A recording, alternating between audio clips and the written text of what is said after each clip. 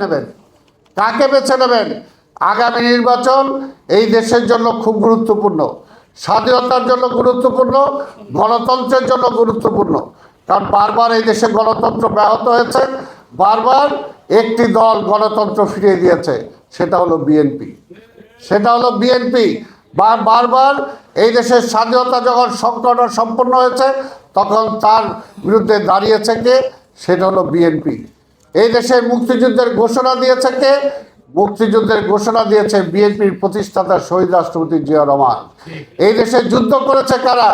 আজকের বেশিরভাগ মুক্তিযোদ্ধা যারা দেশকে ভালোবাসে, যারা বাংলাদেশের জাতীয়তাবাদে বিশ্বাস করে, যারা আধিপত্যবাদের বিরুদ্ধে যারা লড়াই করছে সব সময়, সেটা হলো বিএনপি। কাজেই মানুষকে খালি এই পরিষ্কার এই মেসেজটা যদি আমরা দিতে পারি, তাহলে নিশ্চয়ই শত্রু মিত্র চিনতে এই দেশের মানুষ ভুল করবে না। এই দেশের মানুষ কখনোই ভুল করে নাই। আমরা রাজনীতিবিদরা ভুল করতে পারি, যারা ডিসিশন নিয়েছে তারা ভুল করতে পারে, কিন্তু সাধারণ মানুষ 69-এ ভুল করে নাই, 70-এ ভুল করে নাই, 71-এ ভুল করে নাই, 75-এ ভুল করে নাই, 90-এ ভুল করে নাই, আবার 24-এও কিন্তু ভুল করে নাই। কাজেই শুধু মানুষকে সেই ট্রেনটা ধরায় দিতে হবে। আজকে অনেকে অনেক কিছু বলতে পারেন, কিন্তু এই দেশের মানুষ সবসময় সঠিক সিদ্ধান্ত নিয়েছে। তাই আগামী নির্বাচন আমাদের এই দেশের জন্য গণতন্ত্রের জন্য, স্বাধীনতার জন্য খুবই গুরুত্বপূর্ণ। এখনও কিন্তু আমরা গণতন্ত্র ফিরে পাই নাই। আর যে দেশে গণতন্ত্র থাকে না, সেই দেশের স্বাধীনতা কখনো নিশ্চিত থাকে না। তাই আজকে কিন্তু এমন একটা অবস্থায় আমরা অবস্থান করছি, ট্রানজিশনাল একটা পিরিয়ড। এই পিরিয়ডটা কিন্তু সবচেয়ে বেশি রিস্কি। মা যখন সন্তান সম্ভব থাকে তখন কিন্তু এই চূড়ান্ত পর্যায়ে এসে 10 মাসের আগে খুবই রিস্কি সময় কিন্তু তার থাকে। বাংলাদেশের সময়টা কিন্তু আজকে সেরকম একটা সময়। আজকে নতুন একটা দিন আমরা সামনের দিকে দেখতে পাচ্ছি। নতুন দিনে নতুন যে সূর্য উঠবে, সেটা কি বিকলাঙ্গ হবে না সেটা গতিশীল হবে, সেটা কিন্তু আমাদের উপর নির্ভর করে। ওই পরাজিত শক্তি যারা এই দেশের সবসময় শত্রুর ভূমিকা পালন করেছে, তাদেরকে দিয়ে কখনো এই দেশের স্বাধীনতা রক্ষা পেতে পারে না, তাদেরকে দিয়ে কখনো এই দেশে গণতন্ত্র আসতে পারে না, তাদেরকে দিয়ে কখনো এই দেশের মানুষের মৌলিক অধিকার রক্ষা পেতে পারে না। আজকে মুখরোচক অনেক কথা তারা বলবেন, কিন্তু তারপরও চূড়ান্ত পর্যায়ে কিন্তু আমাদেরকেই দেশের দায়িত্বটা নিতে হবে। কারণ আজকে বিএনপি কেন প্রতিষ্ঠা করেছিল শহীদ রাষ্ট্রপতি জিয়া রহমান? কেন মুক্তিযোদ্ধাদেরকে অর্গানাইজ করে আজকে জাতীয়তাবাদী মুক্তিযোদ্ধা দল গঠন করেছিলেন? কেন করেছিলেন?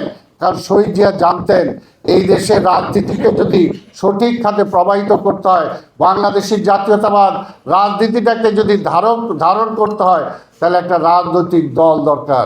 সেই কারণে কিন্তু তিনি বিএনপি সৃষ্টি করেছিলেন, যে বাংলাদেশের পাশে এমন একটা প্রতিবেশী আমাদের আছে, এবং বাংলাদেশে এমন কয়েকটা রাজনৈতিক দল আছে, এই কয়েকটা রাজনৈতিক দল থাকলে যে কোনো সময় গণতন্ত্রের হুমকির সম্মুখীন হবে।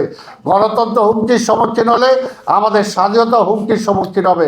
কাজেই সেইখানে স্বাধীনতাকে রক্ষা করতে হলে, গণতন্ত্রকে রক্ষা করতে হলে বিএনপিকে মজবুত করা ছাড়া কোনো বিকল্প নাই। সেই কারণেই কিন্তু তিনি এই রাজনৈতিক দলটা প্রতিষ্ঠা করেছিলেন।